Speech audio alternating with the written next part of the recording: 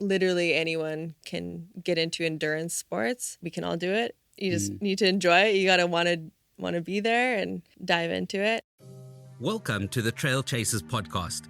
I'm your host, Dean Horwitz, and I'm excited to share this journey with you. Each week, we'll be hitting the trails with some of South Africa's most inspiring trail runners, diving into the topics that matter most and uncovering the secrets of this incredible sport. Lace up your trail shoes and join me on this adventure. New episodes every week. Jazmine, welcome to the Trail Chasers and welcome to Cape Town. First time in Cape Town? First time Cape Town, first time to Africa, so super stoked. And amazing. Man, just diving into this new world. I really wanted to have you on just because I keep saying this, like I really enjoy interviewing people who have a bit of depth and a bit of like layers, rather than it's just like, oh, I won this competition or I won that competition. And I was just obviously reading through, like your about and your history, and there's a lot that we can kind of chat about. Yeah, wherever you want to go. Yeah, exactly. So there are a lot of really relevant topics that are, and things that you've kind of faced that that I think really resonate with people. Mm-hmm. So I want to start with a bit of a visualization exercise. So I'm not sure what your last race was. What was? It was technically the Rut 50K, okay. Over in Montana. And then I did Speed Goat before that. But, okay. Yeah. Take me back to that race. What is the kind of like preparation for that race the night before, the morning of? What is the start line? Do you have kind of like rituals that you kind of do on the start line? Yeah, totally. And to preface this story, I actually signed up very much on a whim. It was like 5 days before the race. Wow, okay. It was not planned on my race schedule or anything. And that was because I had just been at CCC, the UTMB World Series finale race, and my first DNF. So got to join the old did not finish club. And It was very apparent from almost the start of the race that it was just not going to happen that day. My knee was like seizing up. I had some runner's knee. It just, whatever. On that day, it blew up. 2 weeks later, though, things were feeling great. And I just happened to be in Montana, the Rut 50K, which is an amazing race. It's super badass.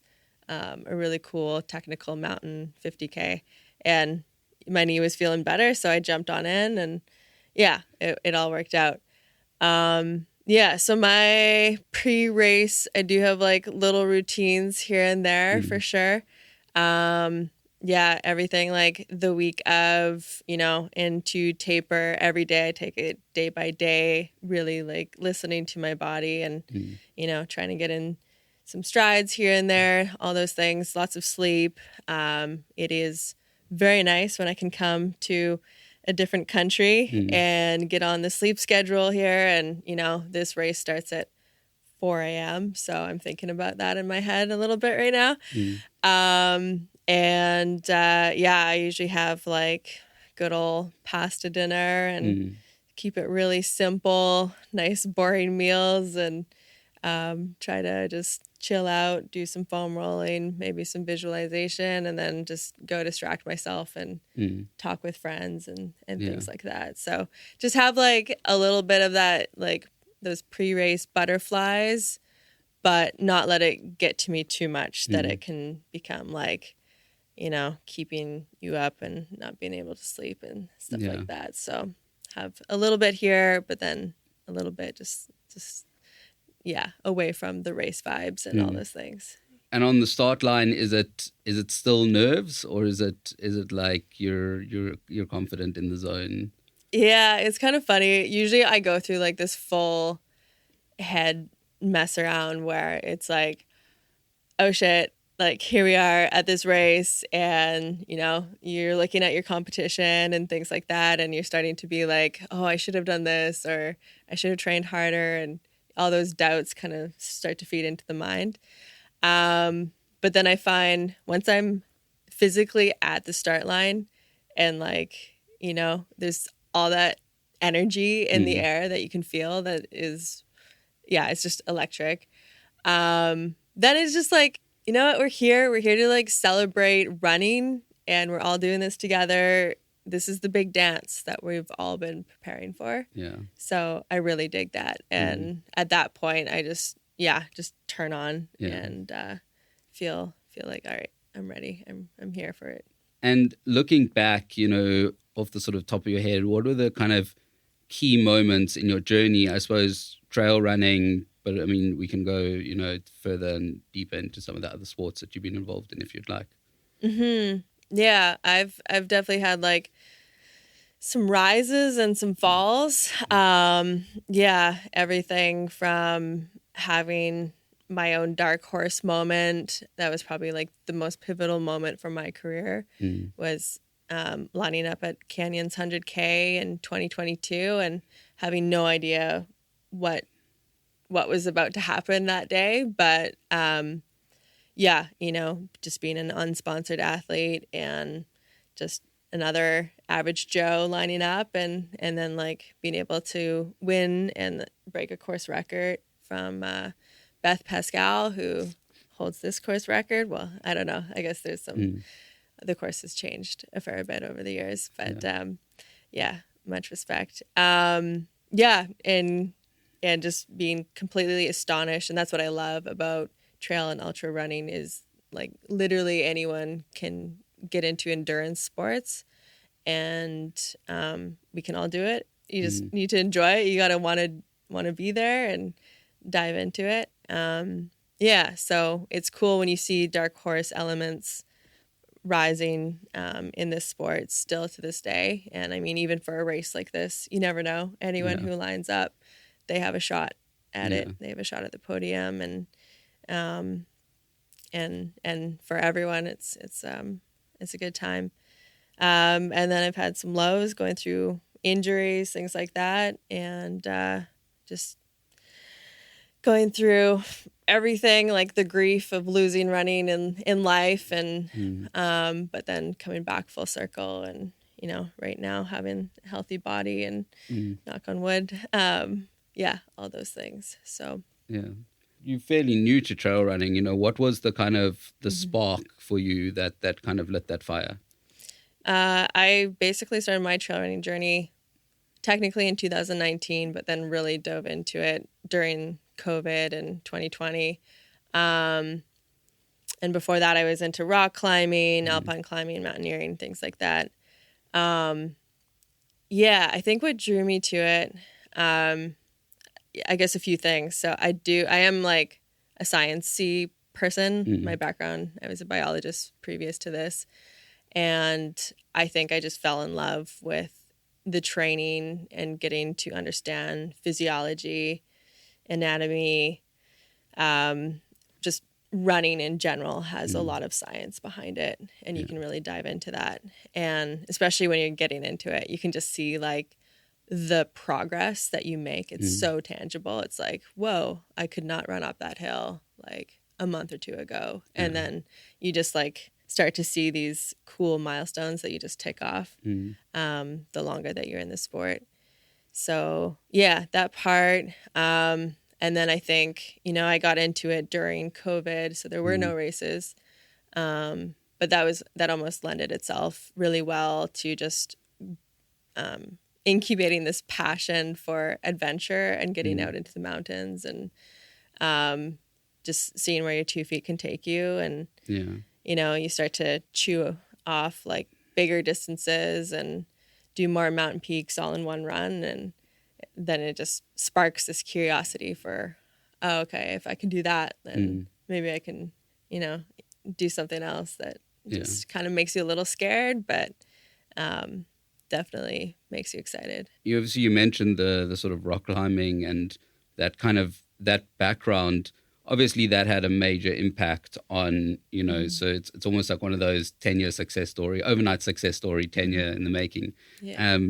What drew you to that sport and what was that transition like? I was obsessed with rock climbing. If you know any climbers, they will like talk to you about climbing 24/7. Sounds like trail runners. Yeah. But they're like, they're literally like going through the moves and like, oh, heel hook here, and you're doing like a mantle and like all these different things. And you can get pretty nerd out on it. Yeah, climbing, again, you're facing different challenges. It's funny, I think about it all the time in terms of like some of the similarities, but then some of the differences. Climbing can be very like intense for very specific moments, and it's usually kind of like a shorter amount of time. You're moving through a crux, and there might be like 3 to 5 moves that you need, like full focus. It takes all of like the cells of your body to synchronize and get through this movement. Whereas running, yeah, you might hit like a crux or like a wall, which could be something physical or mental in a race or at a really hard moment that could take hours in ultra running. And you've got to like work through that and hope that you're going to get to the light at the end of the tunnel. So it is interesting. I do think that having the climbing mentality has lended itself really well to, facing new problem solving, things like that. And then I think just like the confidence, being out there on different terrain, scrambling, exposure, reading routes. When you're out there, it definitely is like those skills I use all the time. Yeah. Still super grateful. Was there a moment where you were like, I'm done with climbing, I'm starting trail? Or was it just like a gradual, like, yeah, it just suddenly changed and you didn't know how, but it just happened? Yeah, it was a gradual, like slow, like I didn't want to say goodbye to climbing. And I was dearly holding on tight to both of them. After my first race, it was like, okay, I'm going to start to train for running. I'm starting to work with a coach, all these things. And I was super stubborn, like, no, I'm still going to get in my climbs and stuff like that. And I think, it was like classic runner syndrome where you're like, oh, I can do all of this for sure. I can be like superwoman and go for a long run, and then I'll go climbing in the afternoon.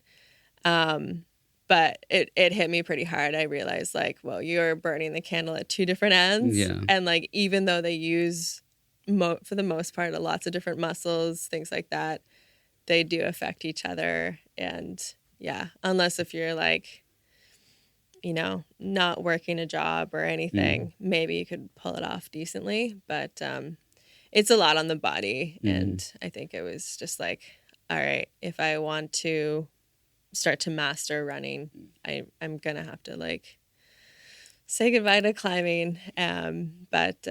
You go through life and you realize like I can go back to climbing someday if I want to. And I mean, it's always going to be there.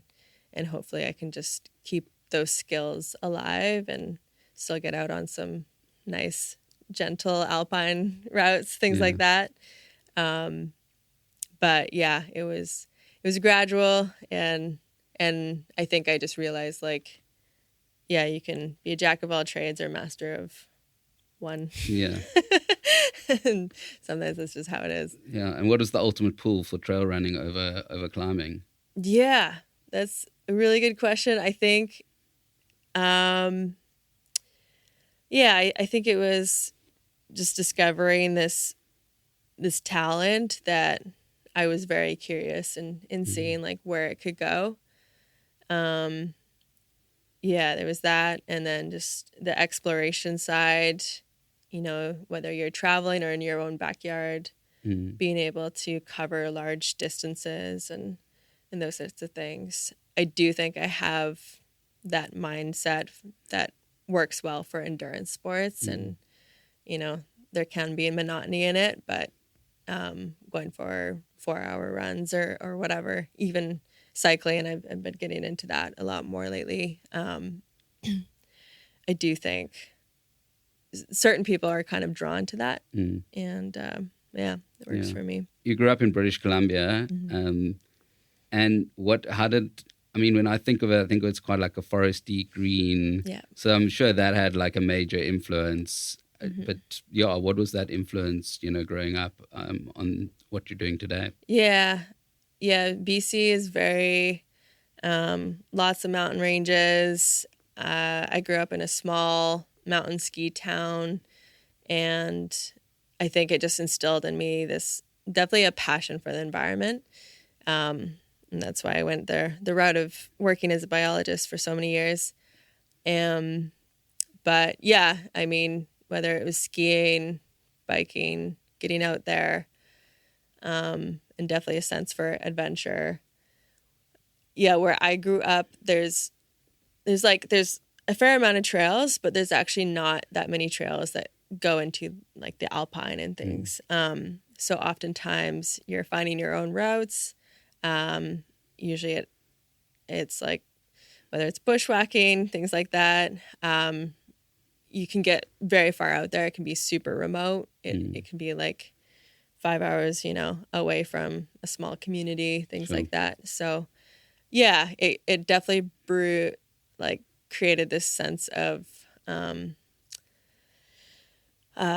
it was like independence or just like feeling comfortable being far away from civilization. Yeah. And what's the Canadian trail running community like? It's growing.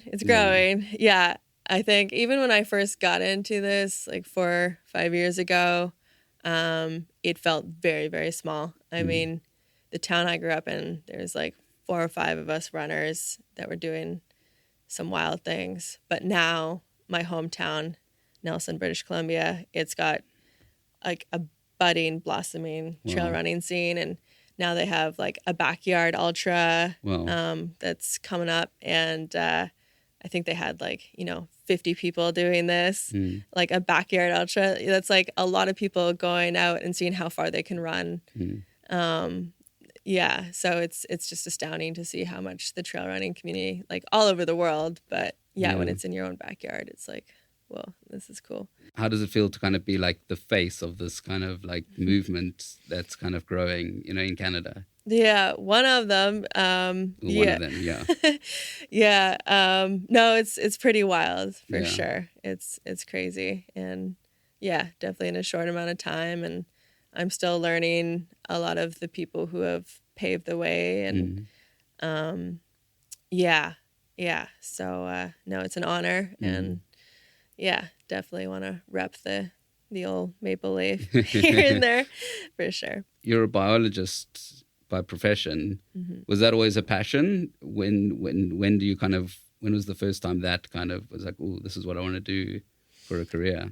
Yeah, when I was super young, I grew up on like a small farm, and was always playing around in the different streams and on our acreage and things like that. So I think I knew almost right away from a young age I wanted to get into biology and just study the world and get to know the plants and animals, all the things like that. So, and I think I try to still keep that in my athletic career, different things, helping out with, trail weed pulls, things like that. Keep spreading the word just to keep people like aware, especially of our impact as trail runners in the environmental space. And do you still work in the space? Technically, no. Yeah. Okay. I did do the leap of faith. Okay. Jump ship. It's been 2 years now, just working more so as an athlete, and then now coaching and writing, different things. Yeah. And how's that transition been? It went really well. Was very scary, most definitely, leaving stability and then just kind of seeing where this would take me. I think what I've learned, especially becoming more self-employed, is that there's a lot of opportunities that are out there. And once you put yourself into that world, it can almost be overwhelming at times, and you just see so many different pathways. I mean, probably even with things like this podcast, there's just, especially these days, it's just wild how much the world has changed. And I'm doing things like working remotely, living in a van. So sometimes I'm checking all my emails. I'll be up at the top of a mountain pass. There's cell phone service, and I can do my training. It's just wild. It's like, it is a dream come true, and I feel super lucky. But yeah, I think for anyone else who's thinking of doing it, there's a lot of opportunity out there. Yeah. How have you kind of applied that scientific kind of mind from the biology into your running and obviously now into your coaching? I love reading, research, any sort of literature. So even writing. So I've also been writing about whether it's training or women's health, or even blending environmental impact of trail running and just things to be aware of, and then kind of bridging that gap from scientific literature to just everyday people. That's hugely rewarding, and being able to still keep that part of myself alive is really nice. And then with coaching, training, all those things, science is always evolving, and we're learning so much every day, from our wearables to the future of sport.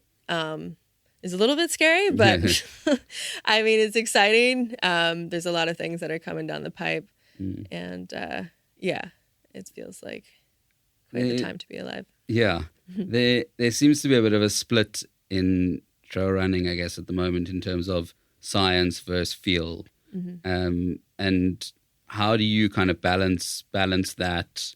Is there a time and place for both, or is it kind of like you strictly science based? Yeah, and I wouldn't say I'm like hardcore science. I'm not like testing my lactate, all those things. But I probably actually embody training and running by feel. Like, even my training is very intuitive, and in terms of is seeing how I feel on a certain day. It's like, okay, today is the day to do the workout of the week. Things like that. Yeah, I think it'll be interesting to see where tech goes with AI and stuff like that. But for now, I do like to mostly go by feel, and then I like to have the science there beside me, and glancing over and checking numbers, things like that. So yeah, definitely using both for sure. Imagine you've had a hectic 2024. You've run a lot of races. You've put in a lot of effort. Now, cast your mind over to the clear waters of Zanzibar. Beyond white sand beaches, a dial sails across the horizon, and there you are, chilling in your hammock with your well-deserved rest for a hard-earned 2024. Want to make that happen? Check out Luggage Warehouse's Black Friday competition. One lucky shopper will win a return ticket to Zanzibar worth 9,000 Rand. Or you can trade it in for 4,500 Rand in cash, which you can use towards your race entries, your nutrition, or your gear for next year's running. Any purchase, big or small, gets you in the draw, and it's easy to enter. Just shop at luggagewarehouse.co.za or in their Cape Town and Joburg stores during Black Friday week. And if you want a bonus entry, sign up for Luggage Warehouse's newsletter and you'll get one when you make your purchase. Head over to luggagewarehouse.co.za/Zanzibar for the details. T's and C's apply. What brings you to UTCT? Yeah. I've been trying to get here for 2 or 3 years, and finally it lined up this year just perfectly. So super grateful to finally get to Cape Town. This race just looks really stellar, like the course, the vibe, and I can say it's been an incredibly warm welcome here to South Africa. Right now I'm just blown away by the people, the culture, the food, and I know that there's like a whole other world to explore and dive into here. And I can tell you, already I'm like, how can I get back and spend more time here? And South Africa is just, tip of exploring more on the continent of Africa. So. And what are you kind of most looking forward to about the race? Yeah, I feel like this race is going to be an adventure. I think the course lends itself a little bit of everything, but definitely like the technicality. And then, there's some hoops to jump over, from running on beaches and getting a little sandy, to like some scrambling and going up some rocks, and lots of like different kinds of rocks all over the place. And then like the forest scene, and then getting up onto Table Mountain, and just like up, down, up, down. And yeah, we'll see. I mean, fingers crossed it's not a super hot day. That would be great. Yeah. Little breeze, that would be amazing. Yeah, so from the heat, the ocean, to the forest and mountains. Yeah, it's going to be pretty rad. Do you have goals for the race, or is it kind of you're going in there just to do your best type thing? I mean, there will always be goals. At the end of the day, it's like, yeah, just go out there, have my best day on the day of. Feel good with that. But yeah, I mean, I am here to hopefully do well. And yeah, I'm excited to be racing some other ladies out there, and yeah, it should be a good time. We mentioned a little bit about that 2002, kind of the breakout year. The win at Canyons and UTMB as well. What did those experiences kind of teach you? What were the kind of lessons that you took from those races? Yeah. Oh man, I think it's always just believe in yourself more than you do at this point. Yeah, I think I always walk away feeling like, well, I could have believed in myself a lot more. So yeah, and I mean, enjoy it. And this is kind of like the icing on the cake. There's like all the pillars of training behind you, and yeah, it always feels like such a celebration and things like that. So, but I think the main thing is believing in yourself. What was, if you look at like pre-Canyons and post-Canyons, what it kind of, I mean, obviously everything changed, but what were kind of like the big differences and the big changes? It's wild. I mean, life can change just in a moment like that. I think now my life is much more ingrained in it. I mean, it was there before and I was hungry for it. I maybe didn't really know what I was hungry for, but I definitely always had this, like, whether it's a competitive edge or just this fire. And now it's ever present. I think it's now more of a job. So there are like responsibilities and there can be pressures, though the pressure is usually coming from myself. But yeah, at the end of the day, it now is a job, and there are responsibilities attached to that. So I do take it more seriously and with a lot more strategy, a lot more planning and forethought and structure. Yeah. But you got to have all that, but then still keep like the passion, the play, all those other things that really make the experience rich and make you wanting to still be there. Yeah. Keep coming back. Yeah. So yeah, you got to balance those two for sure. Yeah. How do you do that? Yeah. I'm still trying to figure it out. Totally. No. I think I thrive off of like novelty. So keeping it fun, checking out new areas. I do like kind of out there wacky ideas, whether it's like, if you're in your hometown and there's like this one mountain peak that's always like staring at you in the face, then it's like, all right, you've probably been up there a ton of times already, but then what if you do like 5 times in one day or something? And I mean, people are doing Everest challenges, things like that. So I do like to bring that into my training, just like crazy ideas that make you like a little scared. And then, yeah, it could also be as simple as like chasing Strava segments or like, I don't know, just things like that. Just make it a little extra fun, have like a little fitness test here and there, spice it up a bit. And that does go a long way in terms of like, just keeping the cycle going and keeping it fun. You mentioned you had a coach in the beginning. Are you self-coached now, or you still have a coach? Yeah, I'm kind of like an in-between right now. Okay.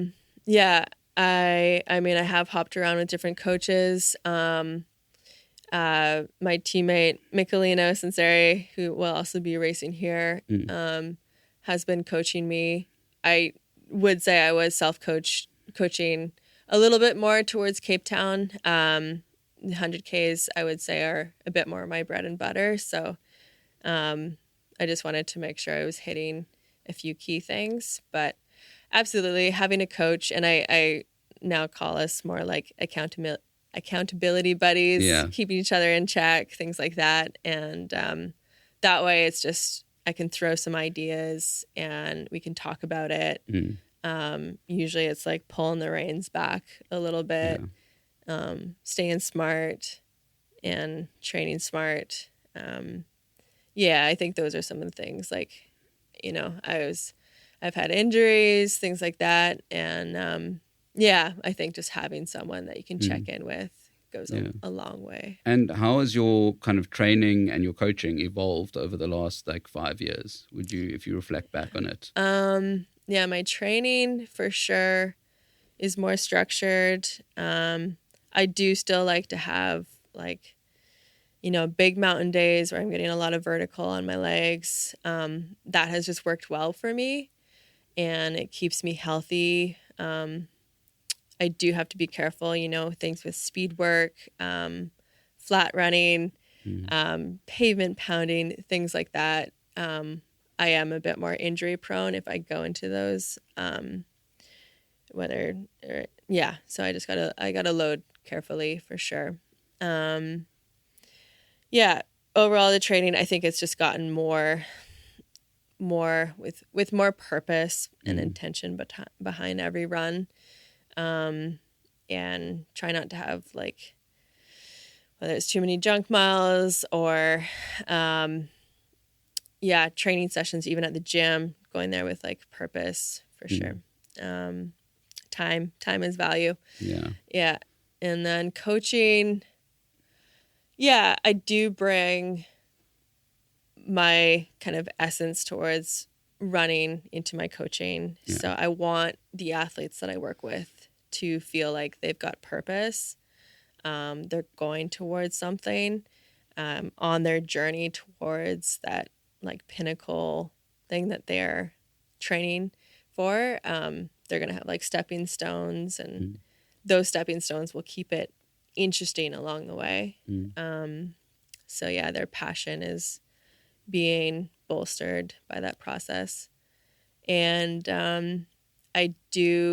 my coaching is very holistic. So when I talk to people, I really want to know them as a person, a human being, and everything in their life, from work, relationships, stress loads.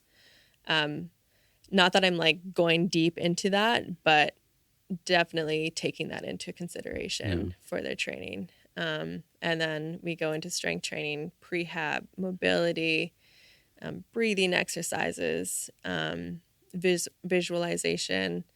All of those things come together. And so I do think it's not just about the running. It's not just about strength training. It's really all encompassing. Nutrition, things like that. So, and how important are races in that kind of process? You know, the kind of building up the training. You know, and as you say, like having those goals to work towards. I think for some people, probably for maybe a majority of people, but definitely some people, having a race on the calendar is super helpful for motivation. And then it can really be an anchor point for how we structure the training, for sure. I wouldn't say it's necessary, you know. I think that we can train. We can still feel like we have a purpose to be showing up every day without something on the calendar.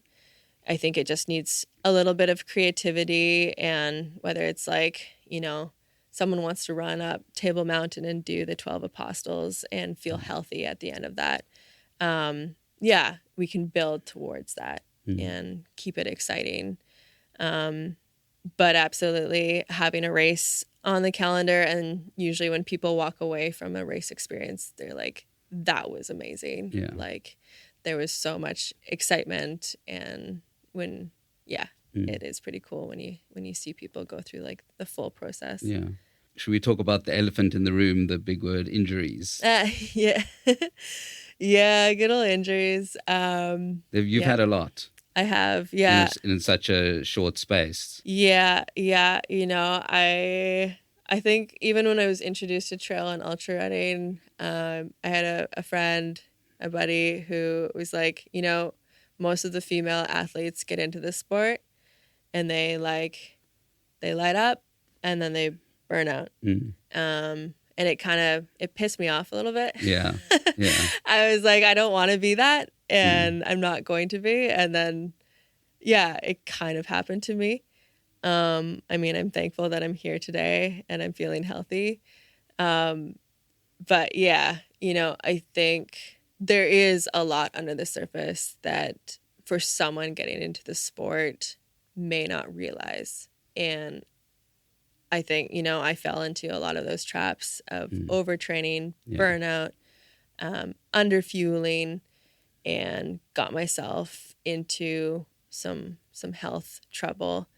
And it took me, a year and a half to get out of that. And that was like clawing at the side of a dark hole for a long time. And it really sucks when you're in it.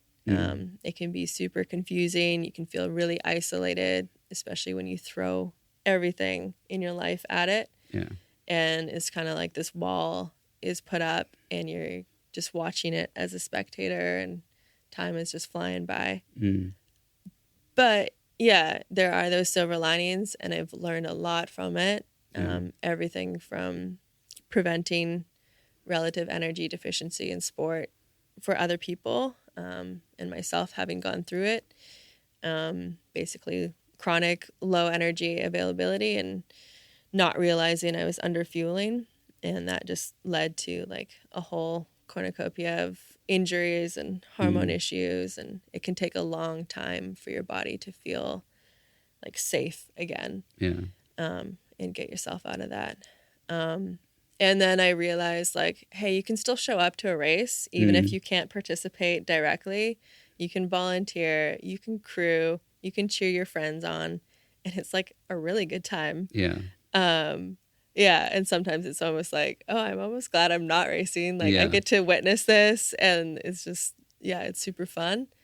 So there was those moments where I was very grateful for, and then still actually coaching, surprisingly, while I was injured, was actually really good for my mindset, and just being able to still kind of be a part of people's training and getting them to the start line was really, really cool. And I've learned a lot more about different injuries and red S and all those things. So, you know, in terms of prevention going forward, you know, have you kind of learned those lessons, and do you feel like you have that pretty dialed in now? Yeah. I think oftentimes the less is more, or training less can be the smarter thing. Or I do a lot of cross training now, using the bike, things like that. And then I think now just having that more mature voice of like, I may have had some sort of volume goal for the week, but that can go out the window anytime. And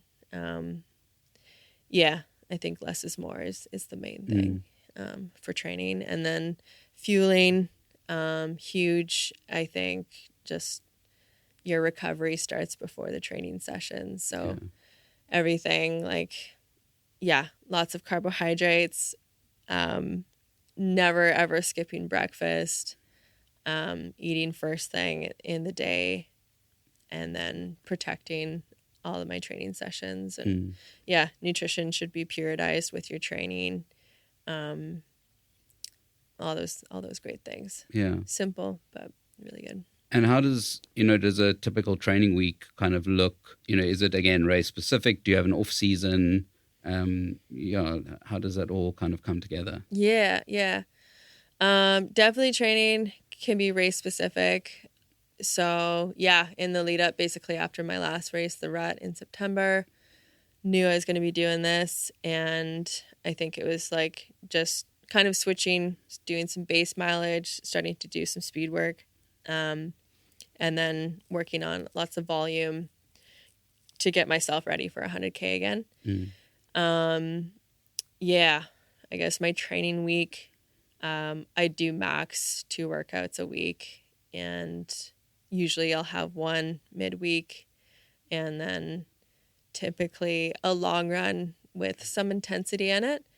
I think the race simulator workout is probably the most important for me. And then I have been on the road for the past 2 months or so. So with travel, things like that, or sometimes whether it's doing different events, or like we had a North Face Summit a few weeks ago, and your schedule is like kind of out of your hands, and so it's just always adapting with that. And it's like, all right, maybe today is not the day to do a workout. Whether it's driving and things like that, life happens. We all have things going on. So being like adaptive and all that stuff. And off season, we'll start the day after this race. Okay, great.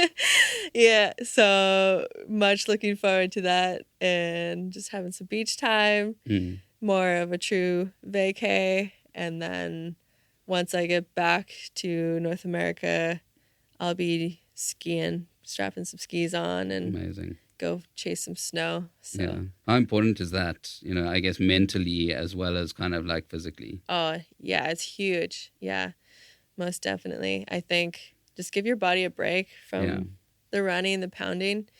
And then I just love different ways of moving in the mountains. So skiing still gets you up super high, and sometimes the winterscapes are like some of the most beautiful places I've ever been in my life. So and just the feeling of different types of movement, like skiing can be just like pure joy, So I think there's kind of a new buzzword around like the mental health aspect of trail running and the resilience aspect. Are there kind of lessons you've learned in that aspect, especially having those kind of lows, and you kind of employ them in kind of the race situation? I think with my first serious injury, I can remember the day. It was like life-shattering, or it just felt like everything was falling apart. And getting like some bad news from a doctor, it's like going through all the stages of grief so viscerally. Denial, anger, frustration, like severe sadness and depression. And then like finally you slowly come out to the other side of like acceptance. And that for sure rings true. I think now whenever something pops up, I can definitely get to acceptance much faster. Okay, and there's like less of that wallowing and kicking and all those things. I think even now, and you can bring that forward into any issue or problem in life, and just kind of like, it is what it is, and we're going to make the best of this situation. And like, what are the things that we can control, and what is some action that can be taken. So I think in ultras, in daily life, when you're being dealt a lemon, or some sort of challenge that coming up upon, it's being able to accept, but then, kind of have that like broad sweeping view, all seeing eye, and start moving forward. When you hit kind of low points in races, and I suppose we can also go back to UTMB with the DNF, how do you kind of make that kind of decision? Is this like a injury? Is this like a mental low? Do I push on? That kind of thinking process. Yeah, when I was at UTMB running CCC, that was actually a very simple decision. So I think I got an easy card out in terms of like my knee was just locking up on the downhills, and it was 20K into the race. Sure. And it was just, this is happening way too early. If that had happened at 80K, and I only had a remaining little bit to run, I probably would have had a tougher decision to make. Do I push through and potentially injure myself, or do I finish this race? And sometimes we have to make that judgment call and be okay with the risks that you have to take. I do remember, in some other races like Trans-Gran Canaria, that was a tough race. It was definitely, as Courtney DeWalter would say, it was like a pain cave, what felt like the majority of that race. Sure. And every step forward was like a struggle. And I think, you got a lot of time to think about things for sure, of why you're doing it. And every athlete I work with, that's my first question to them is why. What is your why? And I think it's massively important before every race that you ever show up to have your why ready in your back pocket. Like it's got to be there. And if you've got multiple whys, great. Use them all. Use them at different points. Like we all need them for anything that we're doing in life that has a purpose. And so whether it's like, I'm doing this like for myself, whether it's the feeling of running a long distance, the challenge, or I'm doing this like to be here with the community. I know my mom is watching, to like, I've got to catch this person ahead of me. I think all the reasons of as many as you can, whether it's intrinsic motivation or extrinsic. I think they both have a place. Definitely having those like enjoyment factors will take you longer for sure. You're a sponsored athlete, professional athlete with North Face. How did that relationship kind of start? Was that after Canyons, and what was the kind of decision making, on that? And then obviously how's that kind of evolved? My relationship with the North Face, it started after Canyons, and after that race, I remember Meg from Iron Fire, she was like, your life is about to change. And she was pretty right. I talked to a number of different brands. I think I realized that I really wanted to be with a brand that I could identify with. And what I love about the North Face is it's kind of like an all-encompassing mountain athlete. I was just at the summit, and we're with athletes from all over the world who ski, climb, mountaineer, boulder. They go to the Olympics, snowboard, trail run, like all these different things. And I may not do all of them, but I definitely can identify with, like I said earlier, moving in different ways in the mountains. And the North Face is massive support. And I just love the all mountain aspect for sure. And what does that kind of relationship with the brand kind of give you? What drives that? Yeah. I think for most professional athletes, it's a bit of a symbiotic relationship. We get supported for, getting to these races, and then just having additional support to live life and feed myself and have a bit of a roof over my head.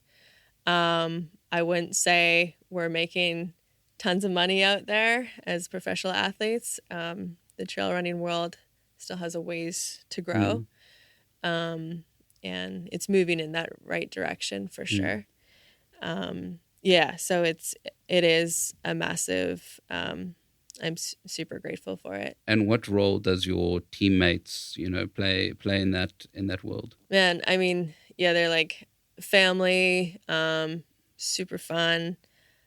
Yeah, we get to meet up at least a few times of the year. And then even coming to these races when you've got a few teammates that are showing up. I mean, you go to UTMB and it's like this huge reunion, and super special, most definitely. I think my biggest takeaway with trail running is it just makes the world feel that much more connected, for sure.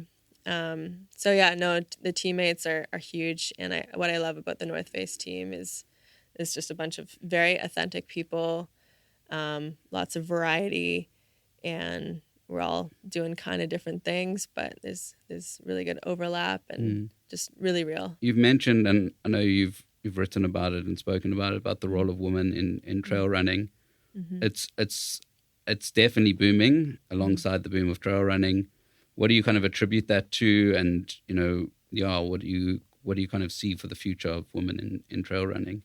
Totally. Yeah, I think there's still a lot of room for more women at the start lines of most races.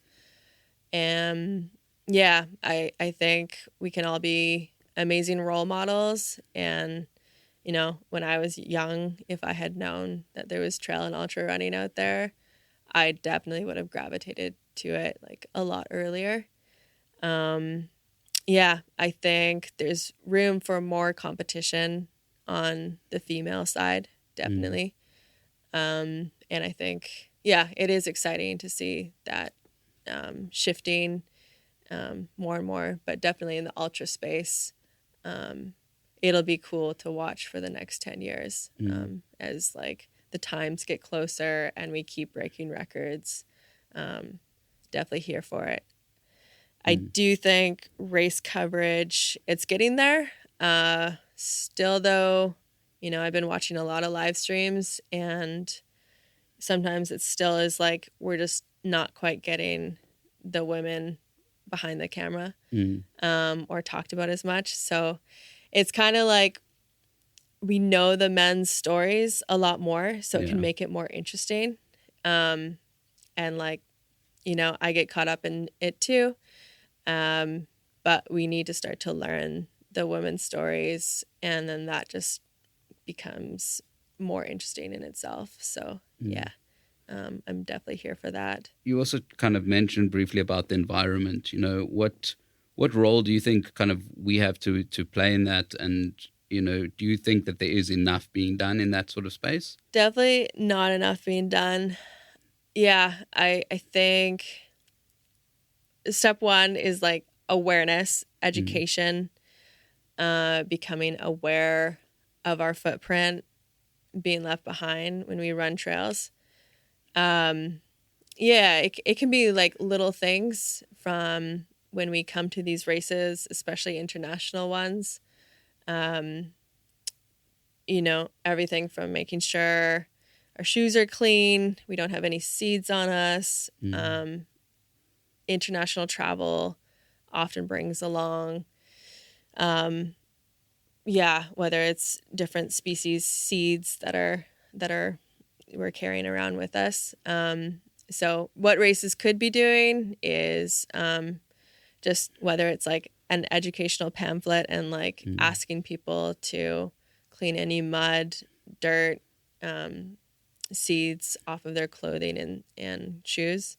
I have looked at a number of studies that was able to prove that races are bringing invasive species to other countries. So I mean, running here in Cape Town, it's like I don't want to be bringing a plant that could become super invasive here, and that I was just reading this morning about this plant that's growing up, the silver bush or something like that. I found it very beautiful. It was going up in the in the garden area there, and it's a rare and endangered species, and this is one of the last areas that it grows. Yeah, and they're basically predicting that it will probably go extinct in the next 50 years. Yeah, and that's pretty real.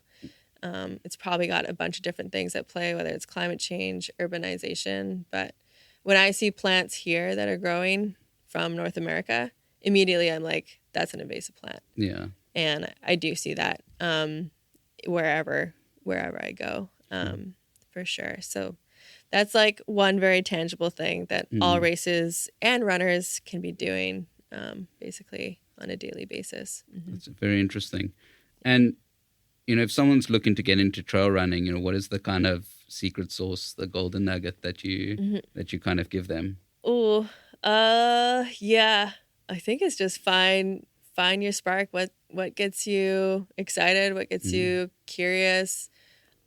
I think, we're all individuals, and there might be something that different that drives us. Some people are into, going really fast, shorter races. Or it's like the super ultra distances, and it's just finding what fuels your fire and keep fueling it. And looking ahead for you, you did mention you're going to have a bit of an off season. What does the next year look like? What is the future? What are the big goals still to come? Next year. All right, I'm going to take a bit of downtime. Yeah, and then. Into the new year. I'm hoping to get back to TGC. We'll see if I can pull it off. I might run one of the other distances there, but it'd be cool to go back to Gran Canaria. And then, I might be eyeing up a golden ticket. So we'll see. TBD, basically, that will give you a hint. I have 2 options to be going after next spring. So whether that's in Europe or North America, we'll see. And that might determine the rest of my summer. Otherwise, I am slated. I could be going for OCC if I want to. But I would love to get to World Champs. And I think that would be really special. It's only every 2 years. So it'd be really cool to get there. So, got some work cut out for me. And big races you still want to do, or you still want to do well at? Yeah. No, I definitely do thrive. I think I like it when there's some heavy competition. I think it just stirs the fire a little bit more. So whether it's Western States or Canyons again, World Champs, getting back to UTMB. I am thinking long term, so I'm trying to spread things out. And I would like to do some more shorter distance races as well. So I'll throw in some 50Ks in there. Nice. Nothing much shorter than that for me. But trying to spread things out, definitely, and keep it smart. Yeah. Amazing. Well, thank you very much. This is incredible. Thank you so much for joining me. Yeah, super rad. It's been a pleasure. Good luck for the race. Thank you. I'm so excited. Feeling fired up after this incredible episode?